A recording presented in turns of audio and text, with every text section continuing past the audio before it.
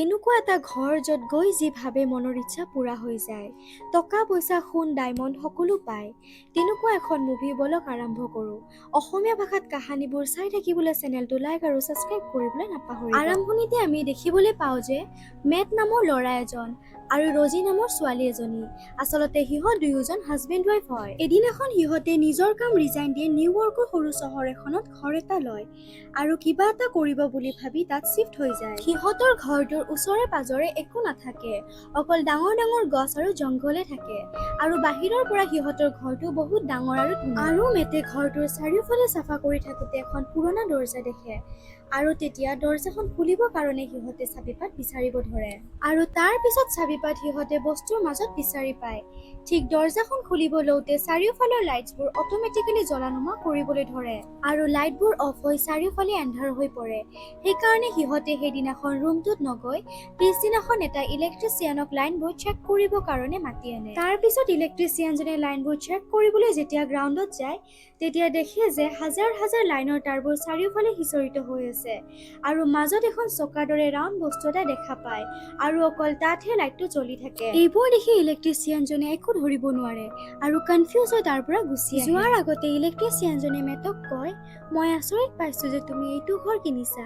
এইটো ঘৰ বহু বছৰ আগৰ পৰাই এনেকৈ আছে আৰু সকলোতকৈ ডাঙৰ কথা তুমি কিনা ঘৰটোত আগতে মাৰ্ডাৰ হৈছে। মেটে এইবোৰ শুনি অলপ ভয় খায় আৰু যিহেতু ঘৰটোত মাৰ্ডাৰ হৈছে মেটে এইবোৰ কথা ৰজিক নকয় আৰু নেটত চাবলৈ ধৰে আচলতে ঘটনাটো কি আছিল। তেতিয়া গম পায় যে 1975ত সেই ঘৰটোত থকা দুজনমান মানুহক এটা ল'ৰাই মাৰি পেলাইছিল, কিন্তু কিয় মাৰিছিল সেইটো কথা এতিয়ালৈ ৰহস্য হৈ থাকে আৰু ল'ৰাজনক মানসিক প্ৰব্লেম বুলি ঘোষণা কৰি মেণ্টেল এজাইলামত পঠাই দিয়ে। এইবোৰ কথাই মেটক অলপ অশান্তি কৰিব ধৰে আৰু অকলশৰীয়াকৈ এটা লাইট জ্বলাই সেই ৰুমটোত গৈ বহি চিন্তা কৰিবলৈ ধৰে, যদি মোৰ তাত এটা ৱাইনৰ বটল থাকিলে হয়। তেনেকুৱাতে ওচৰত থকা লাইটটো ব্লিংক কৰিব ধৰে আৰু লাইটটো অলপ সময়ৰ কাৰণে বন্ধ হৈ পৰে আৰু মেটে দেখে যে ওচৰত এটা ৱাইনৰ বটল আৰু এইটো দেখি মেটৰ ভয়তে হুঁচ উৰি যায়। পিছদিনাখন মৰ্ণিং ৰজে ৰাতি মেটে থকা ৰুমটোলৈ যায় ওলাই আৰু দেখে যে তাত বহুতো মূল্যৱান সামগ্ৰী পৰি আছে। ৰজে এইবোৰ দেখি একোৱে বুজি নাপায়। তেতিয়া মেটে কয় যে এইটো এনেকুৱা এটা ৰুম য'ত থাকি তুমি যি ভাবা সকলোবোৰ বস্তু পাই যাবা। তেতিয়া ৰজে কয় মই যাতে জব এটা পাই যাওঁ। তেতিয়া মেটে কয় যে জব নহয়, তুমি সেইবোৰ বস্তুহে পাবা যিবোৰ ৰুমটোৰ ভিতৰত হ'ব পাৰে। তাৰ পিছত ৰজে এইবাৰ পইচা লাগে বুলি ভাবে আৰু তেতিয়া লাইটবোৰ ব্লিংক কৰি অফ হৈ যায় আৰু অলপ পিছত দেখে যে তাত বহুত পইচা পৰি আছে। তাৰ পিছত এইটো কনফাৰ্ম হৈ পৰে যে সেই ৰুমটোত সিহঁতে যি ভাবে সকলোবোৰ পাব পাৰে। সিহঁতে ৰুমটোৰ পৰা বহুত এক্সপেঞ্চিভ কাপোৰ, এক্সপেঞ্চিভ ড্ৰিংকছ, ডায়মণ্ড, পইচা সকলোবোৰ সিহঁতৰ মনৰ ইচ্ছা পূৰণ কৰিবলৈ লয় আৰু সিহঁতে পইচাৰ পাহাৰ আৰু ৱাল বনাই দিয়ে আৰু তাৰ পিছত সিহঁতে তাত বহুত এনজয় কৰিবলৈ লয়। এদিনাখন মেটে কয় সিহঁতৰ এতিয়া সকলোবোৰ বস্তু আছে এটা বাচ্ছাৰ বাহিৰে। তেতিয়া ৰজে এইবোৰ শুনি খং উঠে আৰু যিহেতু আগতে তাৰ দুটা বাচ্ছা লষ্ট হৈছে আৰু দুয়োজনৰ মাজত তেতিয়া কাজিয়া লাগে আৰু মেটে ঘৰৰ পৰা ওলাই যায়। তেতিয়া ৰজে সেই ৰুমটোত গৈ বাচ্ছা এটাৰ কথা ভাবে আৰু বাচ্ছা এটা পাই যায়। আৰু যেতিয়া মেটে অলপ পিছত ঘৰলৈ উভতি আহে বাচ্ছাটোক দেখি ৰজক গালি দিব ধৰে আৰু কয় যে তুমি নাজানা এইটোৰ পৰিণাম কিমান ভয়ানক হ'ব পাৰে আৰু দুয়োজনৰ মাজত তেতিয়া বহুত অশান্তি হৈ পৰে যদিও আকৌ বাচ্ছাটোক উভতাই দিব নোৱাৰে। তাৰ পিছত মেটে আকৌ এবাৰ নেটত বিচাৰিব ধৰে সেই ৰুমটোত মাৰ্ডাৰ কেছৰ কিলাৰজনক আৰু গম পায় যে কিলাৰজনৰ নাম আছিল জন আৰু মেটে কিলাৰজনক লগ ধৰিবলৈ মেণ্টেল এজাইলামত গৈ জনে গম পায় সেই ঘৰটোত থকাৰ কথা আৰু কয় সেই ঘৰটোৰ পৰা অতি সোনকালে গুচি যোৱা। কথাবোৰ শুনি মেটে ঘৰলৈ উভতিব লয় আৰু পেট্ৰল পাম্প এটাত পেট্ৰল ভৰাবৰ কাৰণে যায়। তেতিয়া পইচা দিব লওঁতে যেতিয়া পকেটত হাতখন সোমাই চায় তেতিয়া দেখে যে তাত অকল বালিহে ভৰ্তি হৈ আছে। মেটে তেতিয়া দৌৰাদৌৰিকৈ ঘৰলৈ আহে আৰু ঘৰত থকা পইচাবোৰ খিৰিকীৰে বাহিৰলৈ উৰুৱাই দিয়াত পইচাবোৰ নোহোৱা হৈ যায়।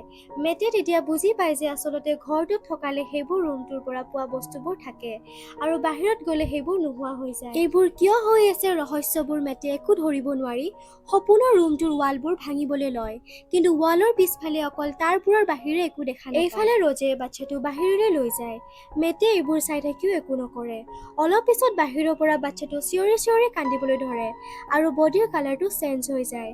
তাৰ পিছত ৰজে বাচ্চাটোৰ এইটো অৱস্থা দেখি কান্দিব ধৰে। তেতিয়া মেটে বাহিৰলৈ গৈ দুয়োটাকে ভিতৰলৈ লৈ আহে আৰু তেতিয়া এটা অদ্ভুত বস্তু দেখিবলৈ পাওঁ।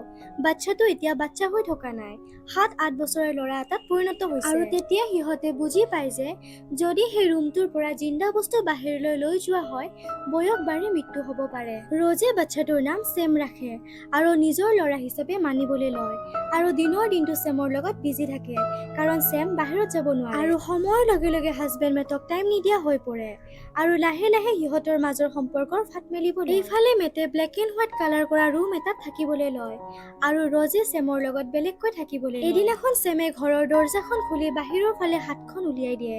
ঠিক তেনেতে ৰজে ছেমৰ হাতখন টানি আনি ভিতৰলৈ লৈ আহে আৰু বুজায় যে তোমাৰ গা বেয়া, তুমি বাহিৰত যাব নালাগে। আৰু এদিনাখন ৰাতি যেতিয়া সকলোৱে শুই থাকে, তেতিয়া ছেমে মনে মনে ঘৰটোৰ চাৰিওফালে ঘূৰি থাকোতে সি ইলেক্ট্ৰিক ৱেৰ থকা ৰুমটোত গৈ ওলায় আৰু সকলো বস্তু দেখে আৰু 3টা লাইট জ্বলি থকা চকাটো দেখা পায়। তেতিয়া সি সকলোবোৰ কথা গম পায়, সি ক'ৰ পৰা আহিছে আৰু লগতে এইটোও গম পায় যে সেই ৰুমটোত যি বস্তু বিচৰা যায় সকলোবোৰ বস্তু যে সহজে পোৱা যায়। আৰু পিছদিনাখন ৰাতিপুৱা সিহঁতে ৰুমটোৰ ভিতৰত সোমাই দেখে যে সিহঁতৰ ঘৰত বাহিৰৰ দৰে একে দুনিয়া এখন সি ৰুমটোৰ ভিতৰত বনাই থৈছে। এইটো দেখি ৰজে যদিও বহুত ভাল পায়, কিন্তু মেটে গম পায় যে সি নৰ্মেল ল'ৰা নহয়। তেতিয়া তাক তাৰ পৰা টানি আনি নিজৰ ৰুমলৈ ঠেলি দিয়ে। ঠিক তেনেতে মেণ্টেল এজাইলামৰ পৰা জন নামৰ কিলাৰজনে ফোন কৰে আৰু কয় 1975ত যেতিয়া সেই ঘৰটোত থকা মানুহ দুজনে সপোনৰ ৰুমটোৰ পৰা বাচ্চা এটা বিচাৰিছিল আৰু সেইটো হলো মই, মোকো ৰুমটোত বন্ধ কৰি ৰাখিছিল, বাহিৰত গ'লে মোৰ মৃত্যু হ'ব বুলি। তেতিয়া মই হাজবেণ্ড ৱাইফ দুয়োজনকে মাৰি পেলাইছিলো, যোনে মোক সেই ৰুমটোৰ পৰা বিচাৰিছিলে। আৰু ছেমেও যদি তোমালোকক মাৰি পেলাই, সিও মুক্ত হৈ যাব আৰু ৰুমটোৰ বাহিৰৰ দুনিয়াত যাব পাৰিব। এইবোৰ কথা বেলেগ এটা ফোনেৰে ৰজেও শুনি আছিলে আৰু কথাবোৰ গম পাই খঙতে তাই গাড়ীখন লৈ ঘৰৰ পৰা ওলাই যায়, কাৰণ ৰজে তেতিয়া বুজি পায় যে তাই কিমান ডাঙৰ ভুল কৰিলে। এইফালে ছেমে নিজৰ মাকৰ কথা মেটক সুধি থাকে। তেতিয়া মেটৰ বহুত খং উঠে আৰু সকলোবোৰ সঁচা কথা কৈ দিয়ে আৰু কয় যে সেই ৰুমটোৰ পৰাহে তাক পাইছে আৰু সি বাহিৰত গ'লে ডাঙৰ হৈ বুঢ়া হৈ মৰি যাব। আৰু মেটে খঙতে তাক টানি বাহিৰলৈ লৈ যাব ওলায়, কাৰণ ল'ৰাটোৰ কাৰণে নিজৰ ৱাইফক হেৰুৱাব নিবিচাৰে।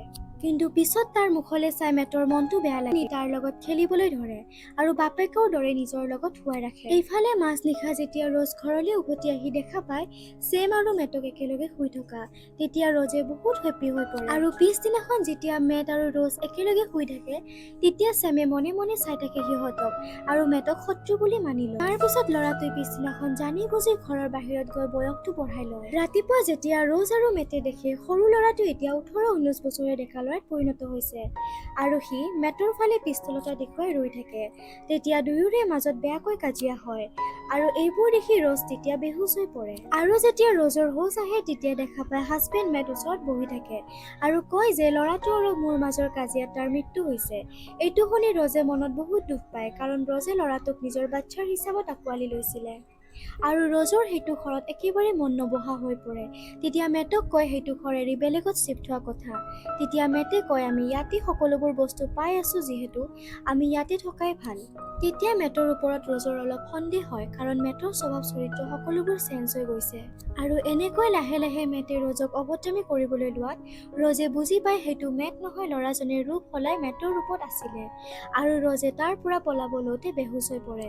এইফালে আচল মেটজনৰ হোচ আহে আৰু চাৰিওফালে ৰজক বিচাৰিবলৈ ধৰে, কিন্তু ৰজক ক'তো বিচাৰি নাপায়। তাৰ পিছত মেটে সেই সপোনৰ ৰুমটোলৈ যায় আৰু ৱালখন ভাঙি তাৰবোৰ গুচাই দেখে যে ছেম একে দুনিয়া এখন সেইটো ৰুমৰ ৱালৰ পিছফালে আছে আৰু তাত একে সিহঁতৰ ঘৰৰ দৰে এটা ঘৰ আছে। তেতিয়া মেটে সেই ঘৰটোলৈ যায় ওলায়। যদিও ৰজে দুজন মেটক একেলগে দেখি কনফিউজ হয়, কিন্তু বদমাছ ল'ৰাজনক ধৰিব পাৰে আৰু তাক ঠেলি চিৰিৰ পৰা পেলাই দিয়ে।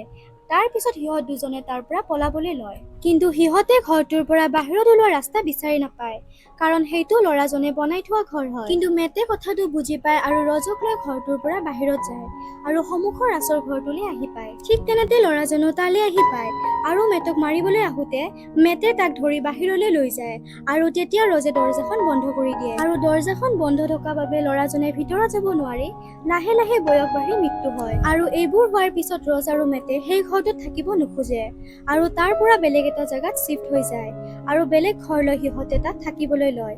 ইয়াতে কাহিনীটো শেষ হয়। এনেদৰে অসমীয়া ভাষাত ভিডিঅ'বোৰ পাই থাকিবলৈ চেনেলটো লাইক আৰু ছাবস্ক্ৰাইব কৰিবলৈ নাপাহৰিব।